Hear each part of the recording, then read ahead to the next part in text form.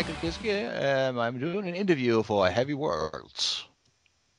Hi, Michael. Thank you for your time. I'm really proud to be here and having the chance to chat with you.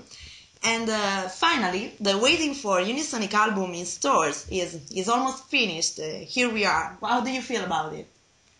I'm very excited, actually. I mean, we still have to prepare for the live playing and stuff like that because we'll also be starting touring in May, I think. But it is, I mean, it's a great feeling. And I can't wait to see what happens, you know? Yeah. Of course, when Kai joined the band, everybody started to bargain on a power metal album. But I listened to the album and I'm really happy to hear that this is a great metal and rock album, but with lots of influences, not just the power metal ones, but also the hard rock, something that reminds me Pink Cream 69, plays Random, and I think in this band you complete each other's. What do you think about that? Yeah, we're very different kind of people. Obviously, when Kai joins a band, it's going to be a lot more metal than it would be probably normally. Yeah. And Kai came in a bit later, and his influence will be even more on the next record to a certain extent. But he also likes to fool around with different sounds. I mean, even looking at, I always love to bring that example when you look at the good old Helloween days when Kai and I was together in Helloween with the Keeper 1 and Keeper 2. When you look at Walter Jericho, for instance, and then we did Keeper 1, was a huge step. Sounded totally different. Then we did Keeper 2, sounded very different again. And when you look at the styles of the songs on those records, you had like speedy metal melodic songs, but you also had tracks like Dr. Steen, I Want Out, Future World, Rise and Fall, Little Time. We always had, even in Helloween, we had this balance of metal, rock, and sometimes even a bit pop, And I think it's important to do that because you keep it more interesting for yourself too. So as you can see from that sense, not so much is different, and we all have our experiences, and we like to keep it open. We call us a rock band, not afraid of doing metal and even other stuff. Yes, great. That's great because songs like Never Change Me or Never Too Late or The Beautiful, No One Ever Sees Me show that you are a complete band, not just the Michael Kiske and Kai Hansen band. Oh yeah. Yeah. I mean, we worked every song out in the rehearsal room with everybody. I mean, this is really definitely a band, where, of course, Kai and I will be always a little bit in the focus. I mean, there's nothing, I mean, and the others are okay with that. But that doesn't mean that the others are less important or anything like that. Sure. This was really a band.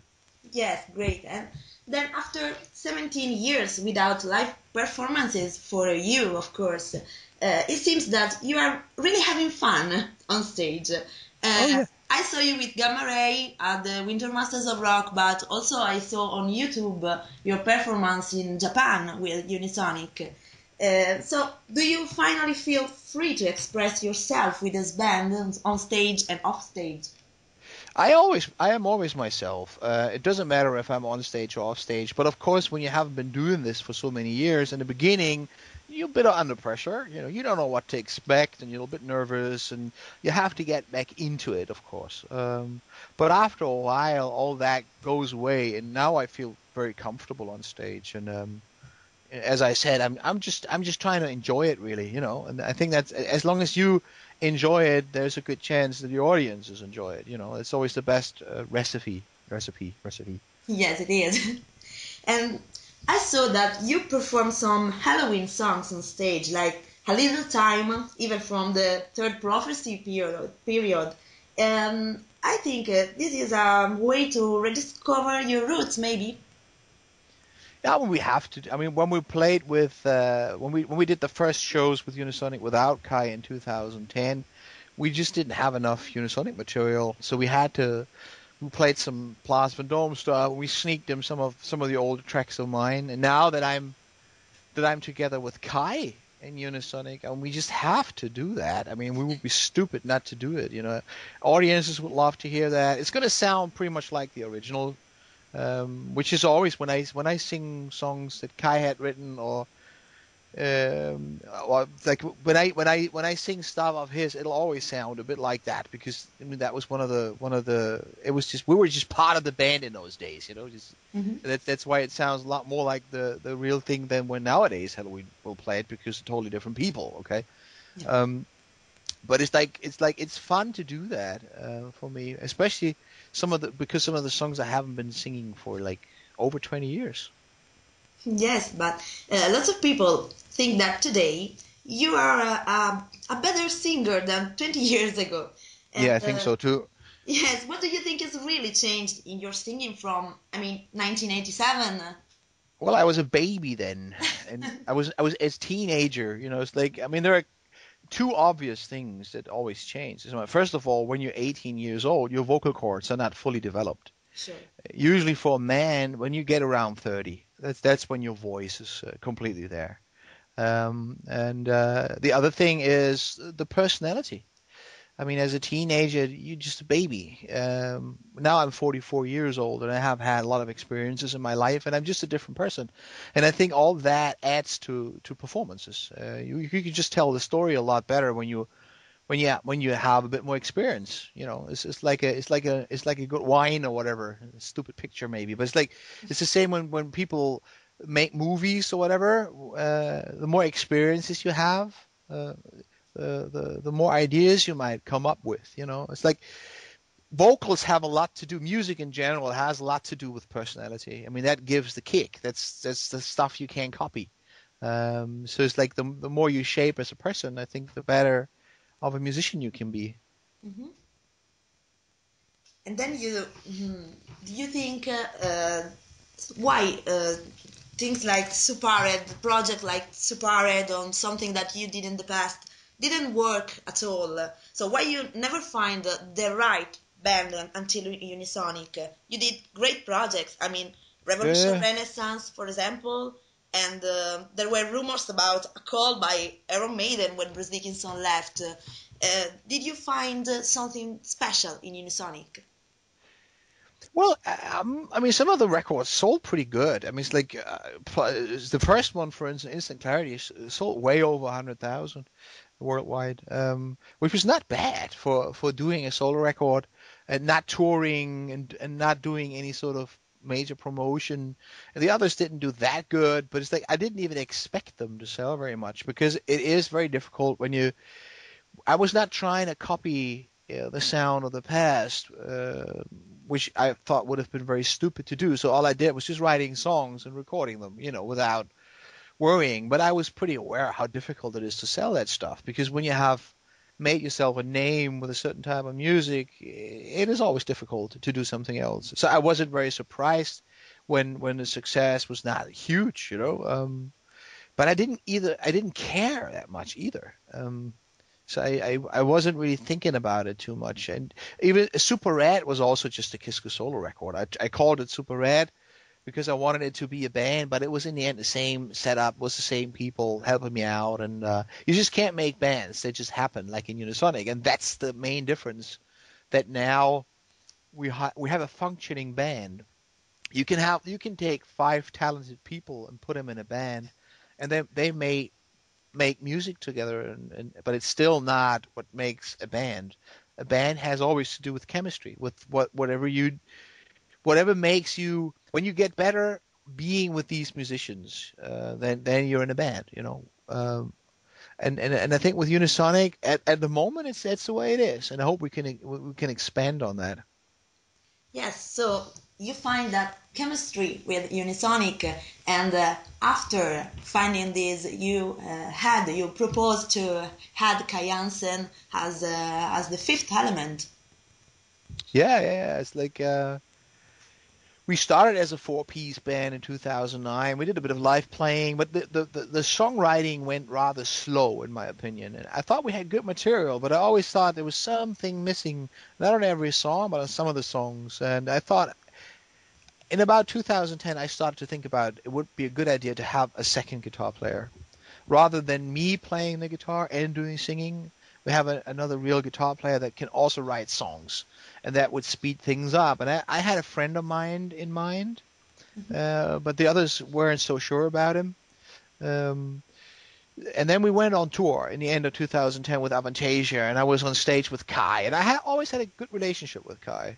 Um, it was like I always liked him in Helloween, and when I got out of Helloween, we were fine. I was singing on the Gamma Ray record, the first one. He was helping me out with Adrian Smith from I Maiden on my first solo record. It's just like we always knew each other again, and we met each other, and we were fine, but we didn't think about forming a band until a couple of years passed by, and we went on stage again on the Avantasia tour, and then there was just this nice chemistry going on between him and me. We started talking that we should do something together, and after a while, he just suggested, joining Unisonic, and from that day on, it was everything was completed, in my opinion. Yeah, so everybody was agree from the first moment to add Kai to the band. Well, of course, when I suggested it, I just after the Avantasia tour, I sent an email to Kosta, who's the manager too, not only drums, he also manages. And I told him, how about if Kai Hansen joins Unisonic? And of course, he loved the idea. He knew Kai, and he loved the idea. But of course, everybody had to meet each other. We had to have a meeting and start talking and stuff. Even Kai had to get to know Dennis and Mandy. But when that all felt great, everybody was happy with it, And it works, I can tell you. And after Helloween, there were lots of misunderstandings and also bullshit said about you and what you think about the heavy metal audience, people, and everything about music business. But the fans always love you. They didn't forget you, and this is, I think, a unique case in metal music business. What do you think? What do you do for your fans? I think that's very true what you're saying. I mean, I was very frustrated. I was like, how Helloween ended was like a huge disappointment for me, especially on the human level. And for a number of years, I was only confronted with negative things. It was just negative things coming my way. That's not why I started making music. I started making music out of pure passion for music. It's that simple. I never did it for getting rich or girls or parties. I was just about music. I loved certain, especially metal bands like Maiden and Priest. I got really excited about it. I just wanted to do the same thing because I just loved it. And then after a while, everything got negative, and I was just very disappointed. And I still up to this day I disagree with certain things that go on in the business and also in the metal scene. It's like, especially when you're not in contact with metal audiences, you easily get off track and have a wrong picture. Yeah. It was like I'm a very religious person. I believe in God, and I do believe in good. I believe in good-hearted people. I believe in friendship, trust. I believe in humanity. And there is a certain side in metal that glorifies the opposite of that glorifies inhumanity and Satanism and certain bands that trying to tell young people that having no heart means that you're strong, which is the biggest bullshit you can tell. Having no heart means that you're a moral wimp and you have no heart. That's all there is, And I totally disagree with that. And I when I was off the music scene, I was studying a lot philosophy. I was dealing with spiritual things, with religions, and I was nature science. I studied a lot for a number of years, and I got very sensitive morally. And I just got very angry about a lot of things that I experienced, and it didn't change until I got a little easier, when it got closer to like over the year 2000. I got a little relaxeder and a little easier and stuff, and that's when I started to say okay to Plas Van Dome, for instance, which was already a bit more rocky, from the music and stuff. But I had to meet audiences to get a right picture, and that happened basically at Sweden Rock in 2010. And I just noticed that the fans are really just the same. and they're not satanic. No. It's just a side of that stupid and bad and wrong side of that scene. But most of the metal fans, at least the ones that come to our shows, they just like rocking music, and they're actually very sweet and friendly, and that was really, really good for me to have that contact again with audiences. I mean, 17 years, absolutely no live playing, going through a lot of changes with a lot of negative experiences in my back was a difficult mix. Okay, it was a very, very difficult mix. It was important for me, and I don't want to miss those years, but I definitely had a wrong picture of the metal scene. And when we did this gig in Sweden, I think it was about 30,000 people, Hmm. and it was this beautiful vibe coming across. And then after the show, we did a signing session, and there was like people standing in line for autographs, and I had to sign almost every no, not almost. I think it was every record that I ever was involved in my whole life was there, and it was people from all different ages, teenagers up to my age and even older. And it was just beautiful, and that was really important for me. I'm not saying this because it sounds good. I'm not the person who talks just because something sounds good or something might do good business. I always speak my mind. I know some people can't take that. If I disagree, I say so. But I'm saying that it was really important for me to get in touch with audiences again and to see that actually metal audience are very nice, are very friendly, and I love them. It's like I went to South America, as I told you, for the first time, 2010, and it was exactly as you said. I thought I would have been long forgotten, but not at all. It was like the whole venue was singing my name, and I thought this can't be real. It's like to me, the last 3 years was a lot of healing going on, to be honest. That's great, but you wrote a book about the relationship with music and art, Yeah, that Kunst und Materialismus. Sorry for yeah, yeah, pronunciation. yeah. And maybe you'll write something else after this experience. No, no. I mean, the stuff that I'm standing for is still the same. I mean, I have written all that stuff a lot better on my internet page that I have. The book is pretty old. I did that when I was in the early 20s. Yeah, I learned a lot, and I still believe in the same way. I disagree with business controlling music. yeah, Uh, I really think bands really have to do what they believe in. They, even critics, I mean, you don't make music for critics. They can screw things up, but you should always try to stay free from it and do what you believe in. And then you build an audience for that, rather than trying to make your music suit a specific audience. That is just the way it is nowadays, unfortunately. But I totally disagree with that. I mean, money kills culture. We have yeah. to make money, unfortunately, but you have to keep the creativity and the music free from it. And that's something fans have to understand, but also, especially musicians, have to live by it. And I think it still happens. I mean, you have true musicians out there, but not enough. Not enough. I mean, there's a lot of faking going on. There's a lot of business musicians out there. Yeah, Like I said, there's nothing wrong with making money. We all have to make money. It's just the way our societies work. of course, you But have I'm, to live with your but work. I, yeah, but I don't believe in a song that doesn't come from the heart, and I don't believe in a performance that doesn't come from the heart. And if you make a song because you think it might hit the charts or something, Yeah. this is not a true song. Hmm. If you make a true song and it hits the charts, it's awesome. Sure. But the music has to be true and free. That's the key, and that has always been my approach. And that's basically what art and materialism is about. Yeah. And about that, I think journalists and critics are dreaming about an Helloween reunion more than fans, because your fans are excited about Unisonic. They are focused on new album, waiting for the tour. I don't think they are thinking about Helloween reunion with you and Kai. I think this is more something from the journalists and the critics and magazines. What do you Yeah. think about? Yeah, I think so too. I mean, a reunion with Halloween would not make a lot of sense at all because I'm not good friend with Michael Kiske.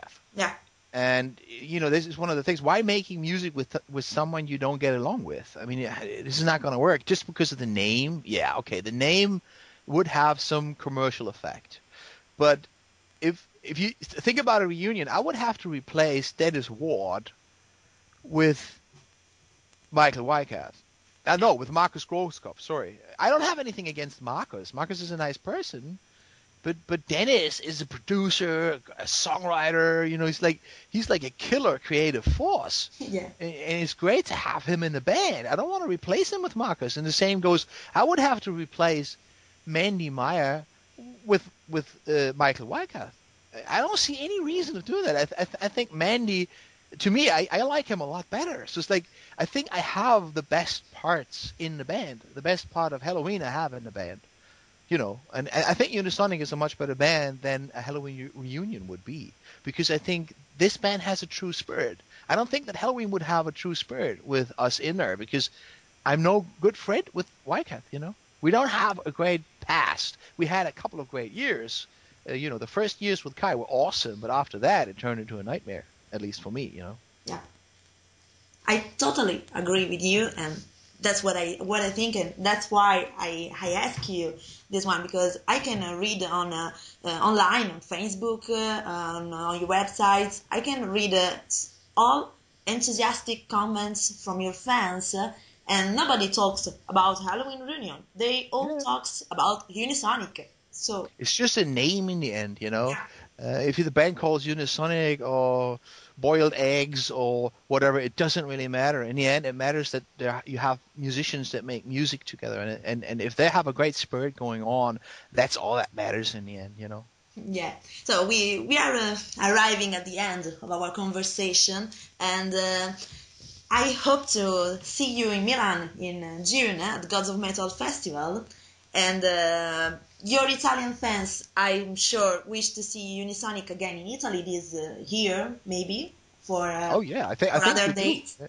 Yeah, we still check out what happens. There are a whole lot of festivals that we're going to do during the summer, and probably in autumn we will. It's a bit too early to make complete plans now, but it's like we're planning a bit of a headlining tour maybe at the end of the year, and I'm sure Italy is going to be part of that then when that happens, you know. It would be great. Maybe with our band Trick or Treat, that you know so well, because you collaborate with them. Yeah, I do. It could be a great idea, see you together on stage. Yeah, that's true. Let's see what's happened. So, Okay. for now, Michael, thank you so much for your kindness, for your time. And we will see your words on heavyworlds.com website soon.